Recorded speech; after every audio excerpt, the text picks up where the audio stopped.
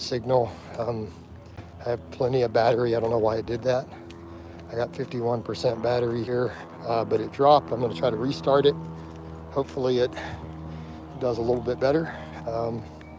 If not, it doesn't. We'll still get our other bonus one in here in a bit on the bike. All right. But I really want to get, I'd love to hit my 3 hours. All right, I'd love to hit my 3 hours. I'm not sure how many minutes I need to go to reach that. Like another 30. So we'll see what we can do. I got to double check all the math. So an hour. Yeah. So I need 35 more minutes to reach 3 hours approximately. So I really would love to do that if I can keep, like I said, if we can keep a connection.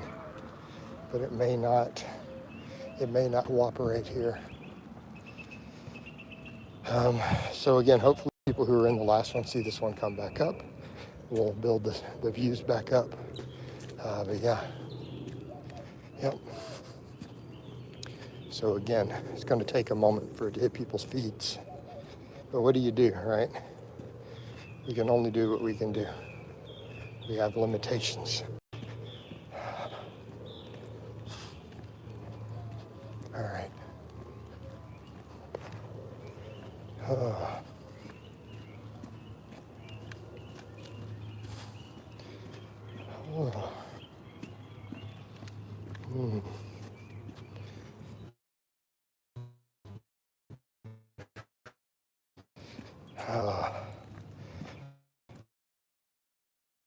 All right. So far, we'll see if any of the other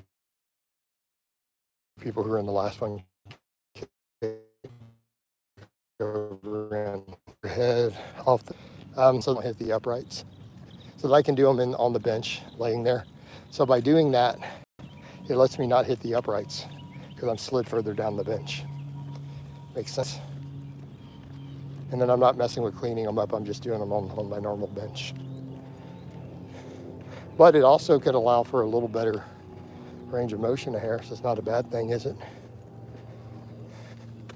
It's definitely not a bad thing. I have a feeling though, it's too early for it to be cutting out, but it's doing one bar again. So I'm really hoping we can maintain a connection. Maybe it's this one little area. This is really nice because of the shade trees though. But unfortunately, cellular data gonna cellular data out in the suburbs. I bet you I wouldn't be having this problem if I was in the city still, right? I was in Houston. We didn't have these problems, just like the power outages we had during those hurricanes. Man. They fixed a lot of it though. Every storm doesn't knock my power out. Every thunderstorm that came through used to knock our power out for 3 or 4 hours in this neighborhood. But since they've changed all the infrastructure, it's a little better. But same thing, like the cell tower out here for my area has issues. You lost a connection yesterday. I lose a connection every day. And man, too, it happens every day. Just the downside of the walking cardio with the phone. You know, that is the downside. So, you know, all the time. So I'm gonna hope we can keep this one for a reasonable time. And if we can't, then we can't. I'll live with it. You know, I'm gonna do biking cardio inside anyways. I'm gonna stream on both platforms. So it'll probably be okay anyway it pans out. The last one didn't get many views. I ran it over an hour. And then when it only had like 120 views though. So these almost aren't worth it anyways, other than it gives me something to do with the cardio. How much does something need to squat to have 27-inch thighs? I don't know. I don't think that's a set number. You're dealing with individual leverages, moment arms, quad length. There's no set number at all. You're not going to find an answer, and it's not going to be the same. It's going to vary massively person to person, depending upon their levers and femur length and everything. Now, intermediate, I don't know how else to answer that. Let me say that again. Your doesn't tell me anything. There's no standardized way for us to measure this and give you a number. You could spit me all the stats you want, we still don't have an answer. We would need to spend a couple $100,000 studying it. So here's my advice. Just get your quads bigger till they get to 27.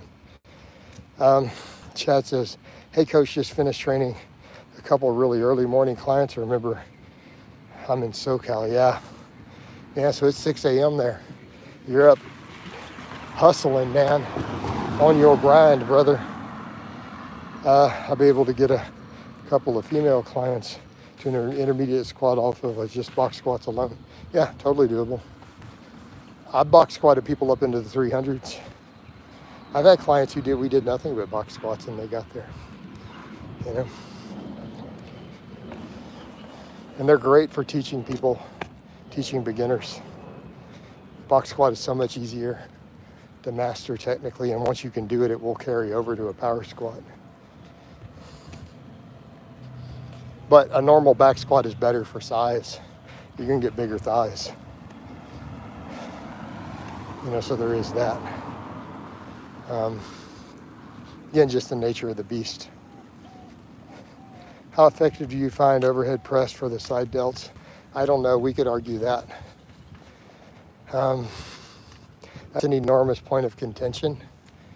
As I've said before, we could argue that it may not be, but I've also had I've had novice clients who really excelled at overhead press, who did no other delt work, who had nice round delts at a low body fat. So it's always surprising. Indeed great for teaching and getting them really comfortable at the bottom of a squat. Yep. Yeah. The main thing is teaching them how to stay tight. If you can keep them from rocking the box and they can learn to stay tight, it will build a big squat. If they're used to rocking the box, they're gonna have problems when they transition to it. Are you friends? I know Martin, but we haven't talked in years. I had a couple conversations with him online. It's been a really, really long time. I mean, I'm gonna say, I don't think I've heard from Martin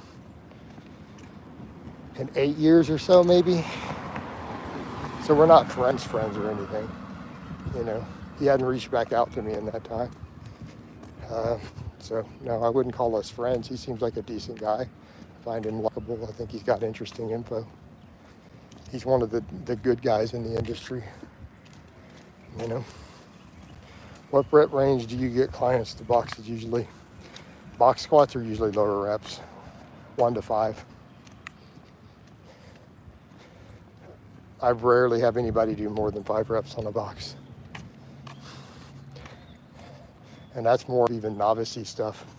My more advanced people, it's like 1 to 3.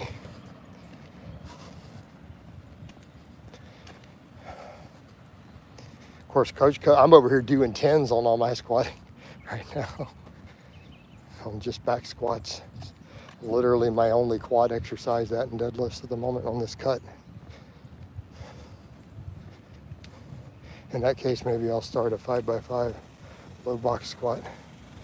Yeah, that's pretty tough. I mean, that's doable, but depends on how advanced you are.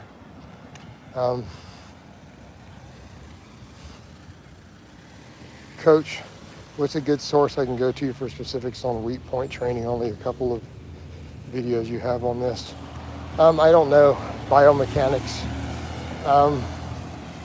I've done tons of them discussing it over time. You just have to look at the movement patterns, Chad. Look at what's happening, and we'll look at what muscles and joint angles. Because that's the problem with weak point training. It's not, hey, top of the lift, bottom of the lift. You've got to look at where the bar is drifting. You just have to understand anatomy, really. And you should be able to just kind of figure it out with the training over time. But I don't know about other sources. I mean, it's been so long since I've looked up sources on weak point training, I couldn't tell you, honestly. I don't know. I don't even know where to go find it these days. You didn't put the overhead press in your list of exercises, putting max muscle, absolutely.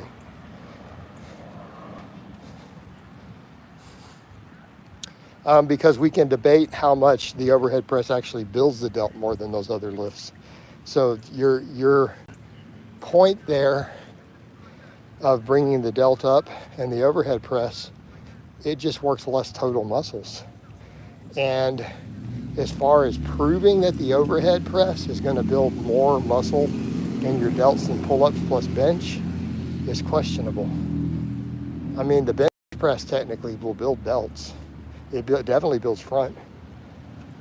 It will probably build side to some extent. Rows and pull-ups can build side to some extent, right? If you had to bulk now, would you gain 1 pound a month? I don't recommend anybody gain 2 pounds a month other than really, really, really skinny novices. I think we found him.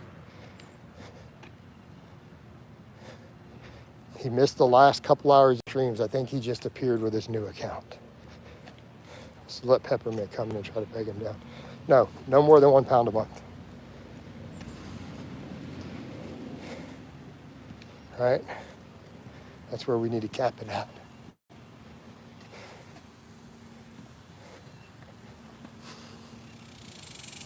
And don't get me wrong, I like the overhead press, but I mean, if we're going to narrow it down to just a handful of lifts, those others have more value because they also do work the delts. And I get it, it's a point of contention. But even comparing the bench press to the overhead press, the bench press is flat going to put more muscle on you than the overhead press on a head-to-head comparison. Like, there shouldn't even be a debate about that. Mainly because of all the chest. You're not building the chest, and keep in mind the overhead press doesn't work the entire delt effectively, even though it is the biggest muscle, right, in the upper body. So, something to consider.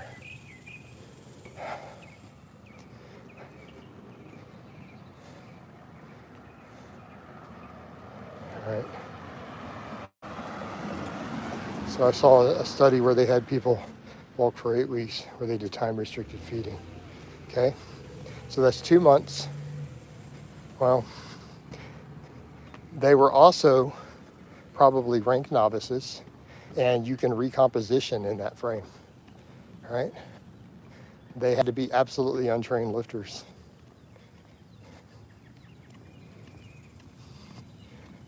And usually untrained lifters in that situation will recomp and still gain that same muscle. They'll lose fat. I see your point of view and I can agree to that, right? So I'm not discrediting the overhead press, but it's like if we're gonna really narrow it down, if you're only gonna do 2 upper body exercises as building the most muscle, it's not gonna be an overhead press, it's just not.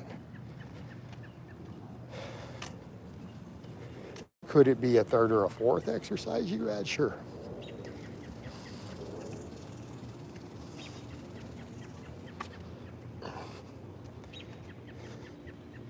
You know. Now, could we make an interesting case if you were only going to do 3 upper body exercises, you wanted the most muscle? Could we throw some sort of overhead press or push press in if we were doing, like, say, dips plus chin-ups as a 3rd, and we weren't going to do any curls or something? Oh, that could work. All right. Well, intermediate, since people don't gain that sort of muscle not being ranked novices, we know they were novices. People with 3 or 4 months, people with 5 months of training experience don't gain that sort of muscle ever. It just doesn't happen. We say builds more muscle, the dip versus the bench press. I don't know that we have an answer.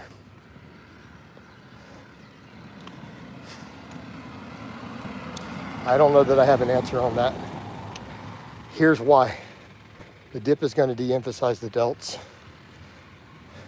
So that's what really throws a big wrench in there. We could talk about how great it is for triceps. We could argue about points with the pecs versus the bench depending on the person. But it is going to work less delt just because of the angles. So that's kind of be a big game changer. But if we come over to the other point and say, well, what if you're overhead pressing? Well, then the dip with an overhead press, then that situation goes away. Would you buy the winning Good Morning machine? No. Nope. All right, this may disconnect. It drops back and forth from 1 to 2 bars. Is it better for ranked novices to recomp at maintenance if they have 5 to 10% body fat to lose, or to recomp at a... No, if they're not at the body fat that they want to be at, they should recomp.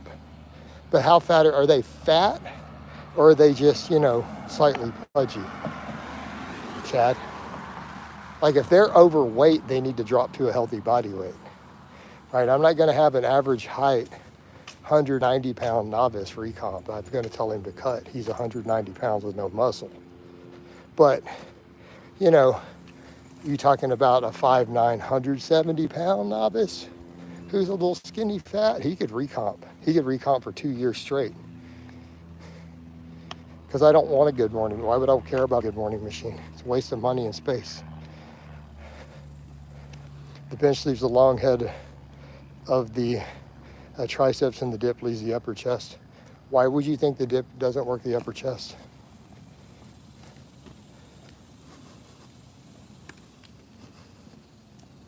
I'm going to disagree.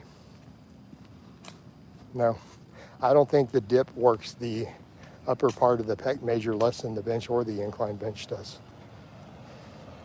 I think it has full activation of the upper portion of the pec major.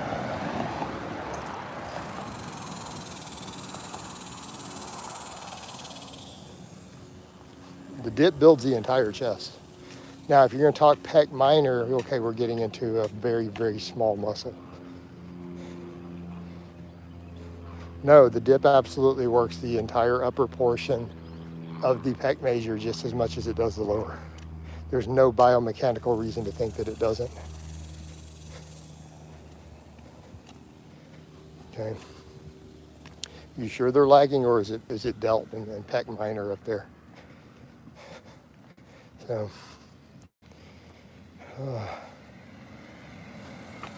and is it because you believed it's not working it, and so then you're having body dysmorphia induced placebo?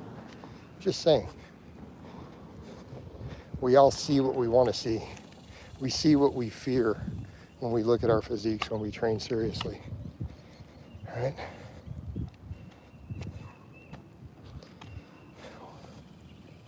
We see what we expect to see, or we see what we fear. All right? But Jason, I've observed upper pec catching up when I went from dips to... Okay, all right, so fair, all right. That's been your observation. But just saying, biomechanically, there's no reason to think it doesn't. I have not had a goal of a 405 bench in years. I don't know why that would even come up. I'm cutting down to under 200 pounds, and I'm 48. Like, that's not a reasonable goal. Like, it's not even on my radar. I said that a long, long, long time ago, too. You haven't been to my channel in a few years, I guess. Yeah.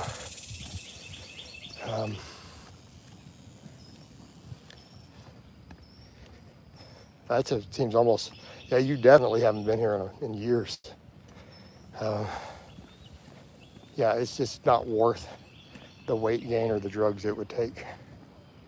It's just absolutely not worth it.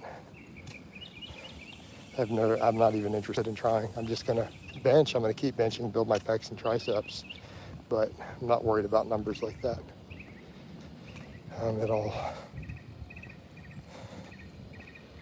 Right? Not even worried about it.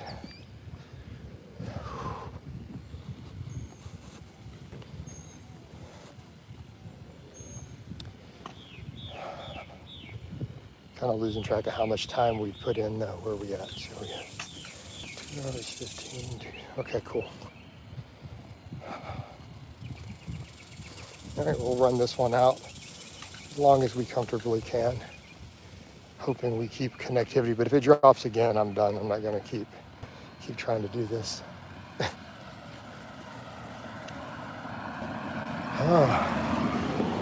Technically, we need another 15 minutes to get 3 hours, and then everything is bonus cardio from there. And I still haven't done a bike cardio yet. All right.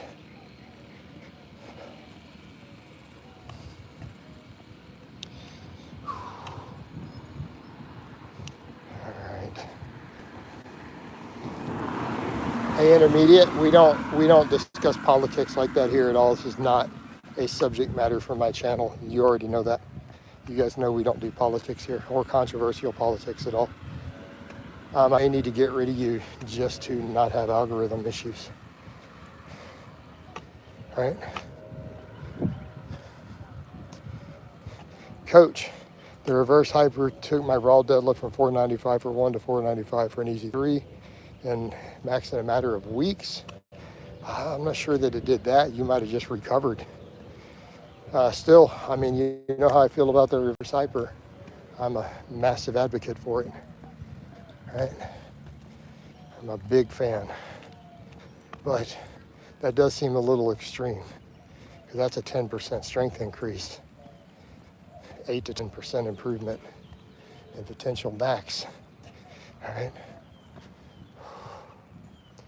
That's a lot. Also took my wife's deadlift from 215 to 240 in a matter of weeks. Nice. It says your method of doing pull-ups is just phenomenal. Ever since I tried it, I can vouch for that. I can guarantee you people are doing the pull-ups wrong and expecting their lats to grow, right? I mean, I'm doing the really long range of motion now, getting the narrow grip so I can get over the top. And I can say I don't feel my lats at all. Like I used to get lat cramps on every set of pull-ups the other way. I don't even feel my lats. When I go all the way chin to the, I don't feel my lats. It only feels like a bicep. It feels like I'm doing a hammer curl or a barbell curl. That's what it feels like. But maybe if I do them that way, my arms will grow more. Also, we come over to me used to say, well, you know, chin-ups don't necessarily always build the biceps. Well, what if we go all the way up? Then maybe they do become this phenomenal bicep builder and just not as good at lats. Who knows? Right? Interesting stuff to think about. And this phone is really draining down a lot faster on this walk per minute than the previous one. It's interesting. I wonder what's causing that difference. Same exact software, same settings. I don't know. Once we finally got to use it at Metroflex, it's been a game changer. Yeah, dude, I love the reverse hyper. Like I said, I'm a big fan. It's one of the modern things I am an advocate for. Like even my training now, I could do all old school stuff if I want and be happy, but that's a game changer. I do almost feel like though, with the pull-up situation, I really could just do chins for that same way and add just barbell curls alone. See what that does with my arms. But I also, the thing I think about, I used to do the pull-ups all the way up too when I had bigger arms.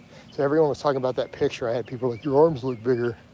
I didn't do any curls in that picture. I was not doing curls at all. I had no direct arm work. It was mostly neutral grip pull-ups with a close grip going all the way up. So weak off the floor and weak low back. Yeah. Weak off the floor though is going to be quads. More quads will help you get off the floor quicker. Is there a reason to pay more for free range chicken breast? I don't personally believe so, no. I mean, our only concerns with some of these are fat. But if you're getting breasts tend to be lean anyways. So no, it's a non-issue. And really free range doesn't always mean what people think free range means, you know. All right. Yeah, it's definitely not worth more money in my opinion. We're gonna have people argue with me now about vegan ethics and I'm gonna be like, I don't care. I'm not having this conversation. We're talking about the use of your money versus nutrition and health. All right. That's what I hate when we're trying to have conversations, when people bring their specific ethics into our conversations in nutrition. It's like, I don't care. It's not the conversation.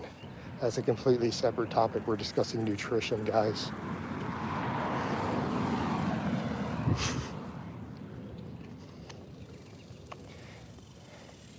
Oh man. Whew. All right, I'm definitely feeling the fatigue though, because we're approaching 3 hours fasted walking with minimal break. I've only had one break in between. So definitely can tell. My body's like, what are you doing to me? What are you trying to do? But we're burning through some fat. And that is the whole point. Why do we only have one like, by the way? There's this many questions. There's one like. But no, I don't think it's worth more. I mean, if it's your personal choice and you feel it's more ethical or whatever and you want to spend the money, that's your business. Nutritionally, I don't think you're going to see a difference. No. So hopefully that's a fair answer.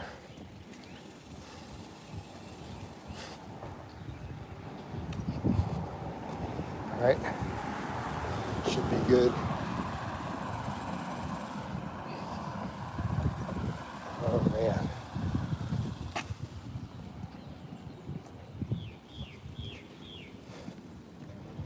Oh.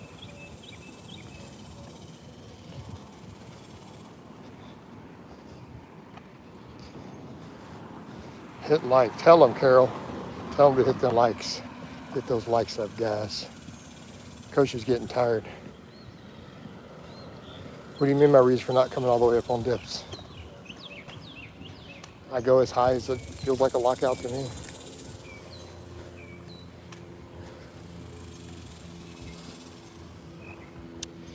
So a lot of times on exercise, people are like, why don't you do that full range of motion? Like, it feels like a full range, because it feels like a full range of motion. I don't know that I could go any higher. I think with the forward lean, though, it definitely changes that. It's not like you're stacked over the elbow the same way. So I don't think you really can. So in order to get an elbow lock with the forward lean, like I'm doing for the chest, you would have to go all the way back upright because of the forearm angle, right? Does that make sense? So that would probably be the answer. Because as far as just everything, it feels pretty much like as far as I can go. So, point of contention. Hello, Coach, how are you? I think a lot of times when people ask about things, they're not looking at the practicality of an exercise. And I think it's people who don't film themselves. I think a lot of people, when they make comments about things I or other people do, you can also tell they don't film themselves when they train. Because I promise you, there's lots of people, they think they're doing things until they film themselves and they're like, I've had it happen where clients are like, I had no idea.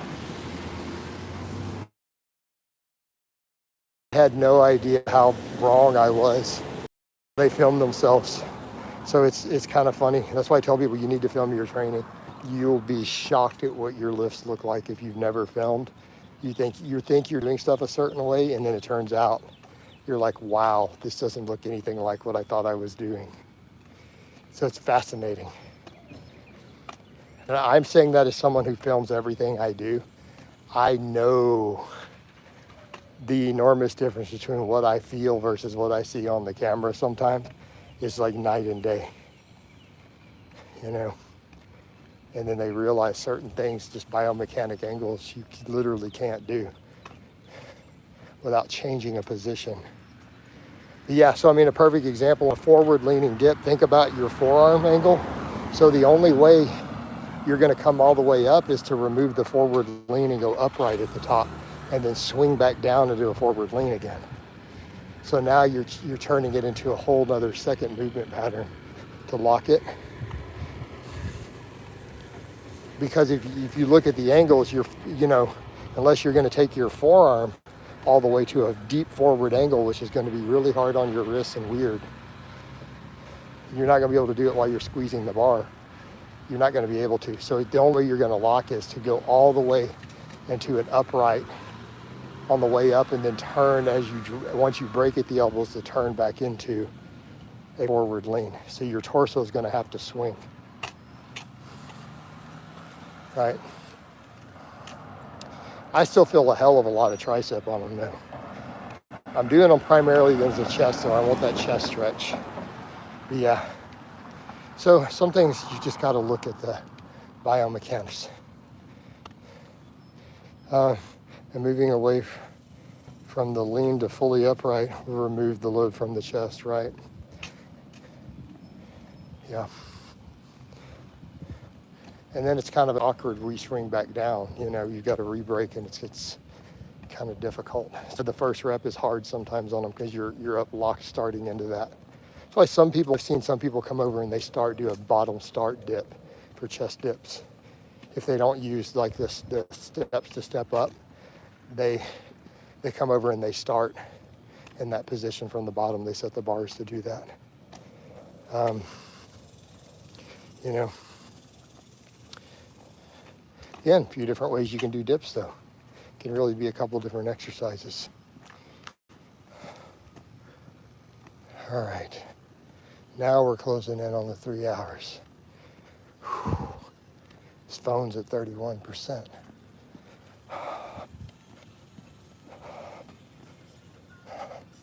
Morning.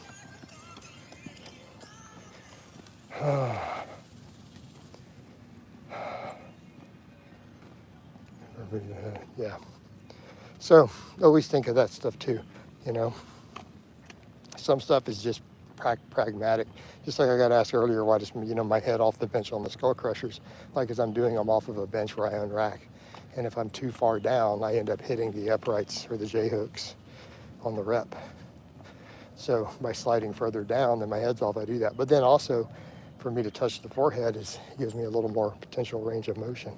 Because I really like that little bit of rock into the forehead on the skull crusher, right? Especially when you have the elbows tucked because you're using a lighter weight. Little unique burn, right? Got its own little unique burn. But I like the way I'm doing those too. There's no elbow inflammation. So, and I think that's what gets us on skull crushers is definitely the too heavy. Oh, wow, taking me back to 2013 YouTube Fitness here. Good to see you're doing well. Appreciate it, man. Coach doing that. I'm just about at 3 hours of fasted walking this morning between the different streams. Took a short break in there. So Coach is cutting. Blaha is going to do that lean Blaha. All right. Backing off from the heavier. Well, I've already had a physique transformation, but now I'm going to get shredded. I'm going to promote longevity. I need to stay under 200 pounds just due to my age. So Ron, you probably don't realize how old I am if you haven't been in here that long. I'll turn 49 later this year, but I still hit a 500 squat this year on camera. So, but now I'm just going to really focus more and more on longevity health. Just get real lean. I've been living my chicken, brown rice, and vegetable lifestyle. You know, all good, man. So yeah, Ron, stick around, man. I got new stuff all the time. I've kind of gone a different direction with everything. So, you know, now we're going to promote definitely more and more longevity under the barbells become a big part of what I do. I coach a lot of over 40 guys now. Wow, the angle is quite something also. What? Oh, well, thank you, Nancy. Oh yeah, Nancy, you came in the bike one. This is my walking. We're right at 3 hours fasted cardio though. And I'm pretty sweaty, so I'm about to head back home. We're gonna wind this down shortly. This phone is down to 30%. So I'm gonna do a bike one here later though. But I'll stream to both YouTube and Facebook at the same time. I can only do one on the phone. So I'll stream to both. So we'll get bonus cardio in today. Masha, I'll watch your videos intently and follow every cue of movement style and exercise very keenly. Any doubts that me was so clear in here. Okay, cool. All right, as soon as this Jeep goes by, for the people, I'm gonna cross the street and we're gonna get back to my place. I might reach that dead zone, guys, so they might cut off when I get almost to my street. That's really an area where I tend to lose connection, so it might happen, an FYI. But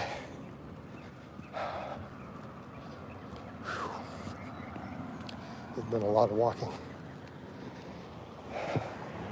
Yeah, I'll take it though. We got 3 hours of walking in with only one real disconnect at any point. So that's good. I'm hoping we get a really good bike stream here later. It's going to be a little bit. It's only 8:30.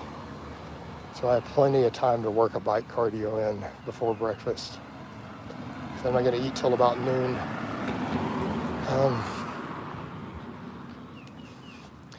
And you guys already know my meals go up on Instagram and Facebook. People want to see what I'm eating. It'll be up tonight. Yep. Yeah, we got to get salted and fluided up after all this. I've been having to so much salt. It's the only reason I haven't wheat this week too, because I bumped my salt way up higher. I'm probably eating 6 grams of sodium a day plus all the potassium. Just with the sweating, just to make sure I'm staying hydrated with my training too. Don't want to be that gal, but do you do in-person coaching? Not lately. I mean, I'd consider it for some people if the price and everything was right, but normally I just do virtual. I don't currently have any in person. I haven't in years, other than personal friends who need help. But you're probably not in my area anyways, Nancy. I mean, I live in Spring, Texas. So, all right. So this stream is getting almost no views either. We're definitely past 3 hours though. All right, I'm on my street heading back to my house. When I get to my driveway, I'm gonna shut this down. But this has been a lot of cardio. This early in the day, I'll take the win though. We started before 5 a.m. with the first session. So, see how we're looking in that Jeep window. Yep. You guys want to see how Coach looks in a Jeep window? I don't know if it'll show very well. All right.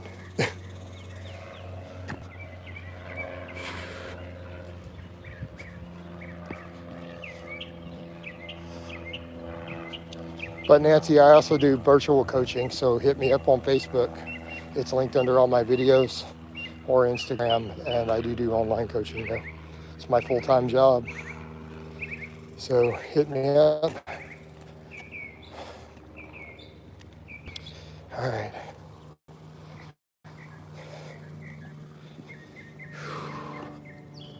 So I'm also going to get showered. I'm going to see what I weigh after this walk. I have a feeling I'm not really going to whoosh today. I was hoping I would. I don't think I am. I'm not worried. I'm just going to keep pounding down the electrolytes. Hydration first.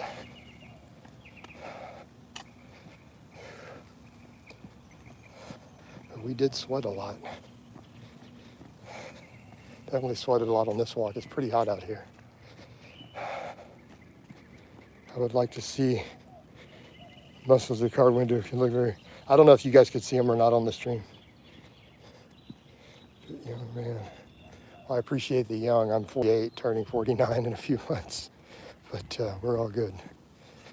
All right, guys, I'm home. I'm gonna go ahead and wind this down. So I'll talk to you guys in the next one here later on the bike.